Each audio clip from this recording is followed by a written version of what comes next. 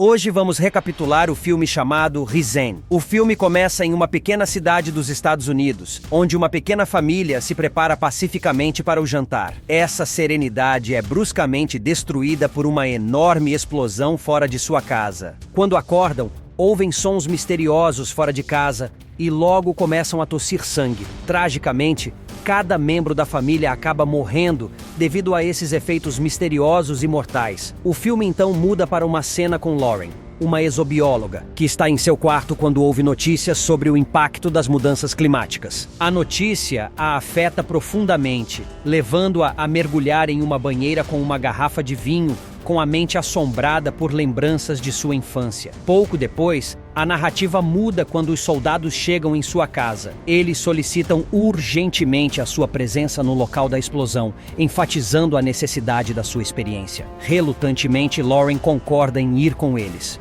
Ao chegar ao local da explosão, Lauren, junto com um astrobiólogo chamado David, é informada pelo coronel Emmerich que a fonte da explosão e de um gás tóxico foi causada por um meteorito. Estranhamente, o meteorito desapareceu, dissolvendo-se no solo. O coronel Emmerich pede a Lauren e David que investiguem a área. Ele acredita que se houver algum elemento extraterrestre envolvido no incidente, Lauren será capaz de identificá-lo. Então Lauren e David seguem para o local da queda do meteorito. Embora David não encontre nada em comum, a atenção de Lauren é atraída para uma pequena planta vermelha crescendo na cratera. Ela fica intrigada com sua presença. Ao voltar para casa, a curiosidade de Lauren a leva a procurar informações sobre incidentes semelhantes em todo o mundo.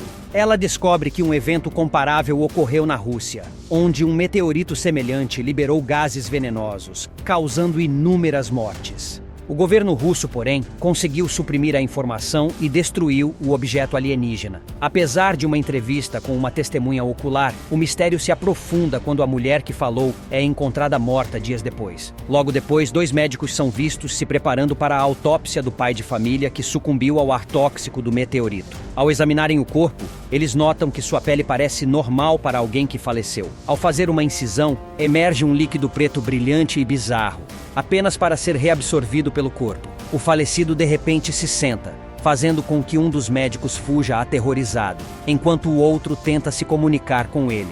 O homem permanece quieto e imóvel, com a cabeça baixa. Uma verificação de pulso não revela nada, e seu corpo está completamente frio. Este fenômeno deixa Lauren e os cientistas totalmente perplexos. A situação piora quando os telefones de todos começam a tocar simultaneamente, sinalizando que vários indivíduos mortos na cidade voltaram misteriosamente à vida de maneira semelhante. A mídia aparece no caos por causa desses acontecimentos, e figuras-chave de vários ramos do governo aparecem no local. O médico tenta obter resposta de um dos ressuscitados, mostrando fotografias de sua família e casa, mas nada acontece. A governadora questiona por que apenas 49 pessoas foram reanimadas quando o número de mortos ultrapassou 1.300. Um cientista especula que apenas aqueles que estavam próximos ao local da queda do meteorito ressuscitaram. Ele sugere que eles inalaram não apenas o ar tóxico, mas também partículas do meteorito, nos quais resultaram na mudança de seus órgãos internos. Lauren discute a situação com Emmerich,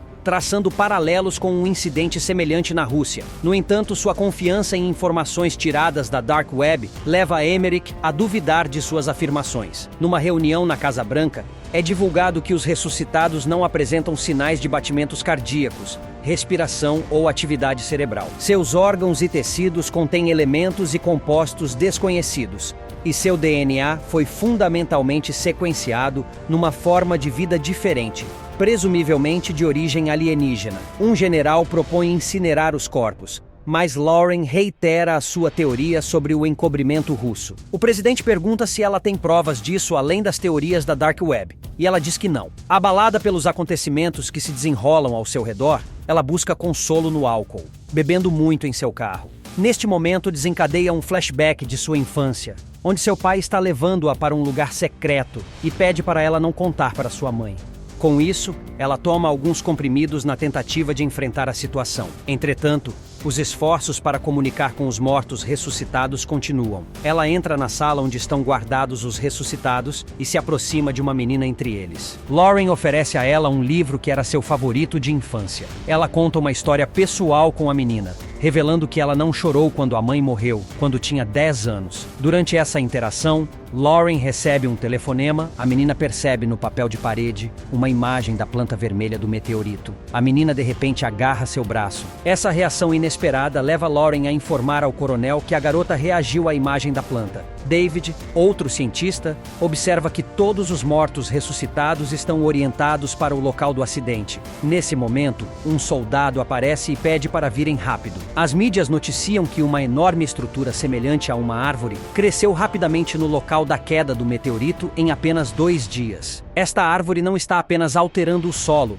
mas também o ar ao seu redor, criando uma atmosfera tóxica para os humanos. Lauren, David e uma equipe especial vão para a área. Eles levam um dos ressuscitados ao local. A princípio, nada acontece quando colocam ele diante da árvore. Então, num desenvolvimento surpreendente, o homem respira fundo, abre os olhos e examina seu corpo como se o visse pela primeira vez. Ele revela que é um alienígena e deve ficar perto da árvore para sobreviver, pois o ambiente normal da Terra é incompatível com sua existência. Lauren, então, dá um passo significativo ao realizar uma conferência de imprensa para compartilhar suas descobertas. Ela explica aos repórteres reunidos que, assim como as plantas na Terra produzem oxigênio vital para a vida humana, a árvore alienígena fornece elementos de sustentação da vida para os seres extraterrestres. Quando questionada sobre como os alienígenas conseguiram chegar à Terra, Lauren menciona relatos de buracos de minhoca perto de seu sistema solar, sugerindo uma possível rota de viagem interestelar. De volta à sua casa,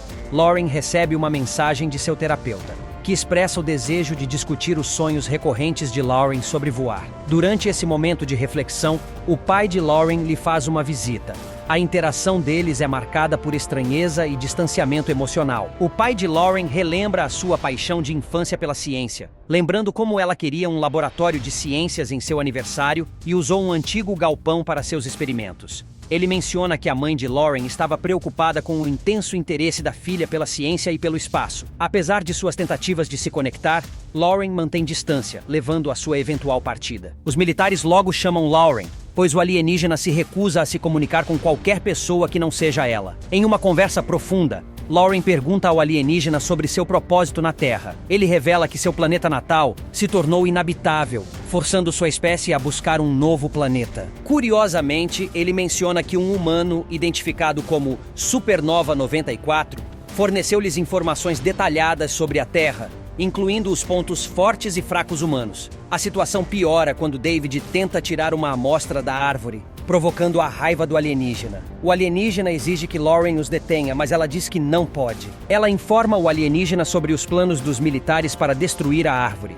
O alienígena então demonstra suas intenções hostis e poderes extraordinários ao controlar a mente de David, causando o caos entre os soldados. Este caos se torna mortal quando os soldados, enlouquecidos pelas habilidades do alienígena, se voltam uns contra os outros. Enquanto isso, os militares lançam uma ofensiva contra a árvore e o alienígena, mas seus esforços são frustrados por um campo de força invisível que protege a árvore. Relatos de fenômenos estranhos e sinistros começam a surgir em todo o mundo, com pessoas ouvindo sons estranhos de várias fontes naturais. Enquanto Lauren assiste às notícias sobre calamidades mundiais, incluindo colheitas mortas, terremotos e sons aterrorizantes, a humanidade enfrenta a ameaça de extinção. Em resposta, os militares decidem incinerar os ressuscitados, não querendo arriscar mais interações alienígenas. Em meio a esse cenário apocalíptico, Lauren decide viajar até a cidade onde o meteorito caiu. Ela visita a casa de sua infância pela última vez, enquanto seu pai está sentado em sua cama sozinho. Apesar do perigo iminente, Lauren experimenta uma inesperada sensação de liberdade ao embarcar em sua jornada final, deixando seu passado para trás. Lauren chega até a árvore alienígena, percebendo imediatamente sua aparência alterada. O alienígena explica a Lauren que sua presença foi fundamental para desencadear esses eventos. Ele revela que Lauren esteve envolvida em um incidente do qual ela não se lembra. O flashback de Lauren a leva de volta a uma jornada secreta que ela fez quando criança, seguindo as instruções de seu pai para manter seu destino em segredo. Seu pai, um senador profundamente envolvido em projetos confidenciais relativos à vida extraterrestre na Área 51, foi chamado para tratar de uma captura alienígena. Lauren, movida pela curiosidade, seguiu secretamente seu pai para dentro das instalações. Ela descobre que o alienígena estava tentando plantar algo na Terra e tinha a habilidade de voar. Superada pela curiosidade, ela entra na sala onde o corpo do alienígena está armazenado e toca a cápsula do alienígena. Este contato desencadeia um processo misterioso, transferindo a consciência do alienígena para Lauren.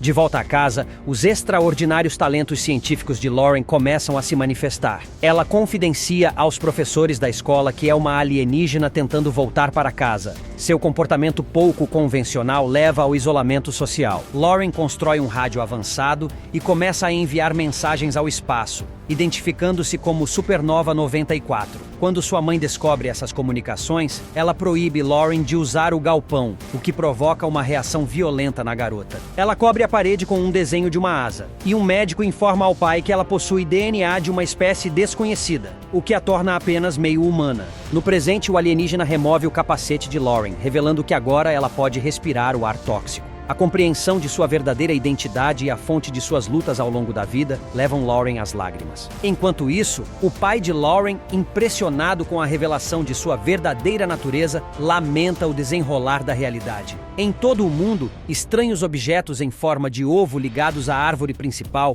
aparecem, liberando fumaça que transforma a atmosfera para se adequar às espécies alienígenas, mas se mostra letal para os humanos. À medida que a humanidade enfrenta a extinção, o planeta passa por uma transformação radical. O filme termina com Lauren finalmente aceitando sua identidade e revelando sua asa. O quê?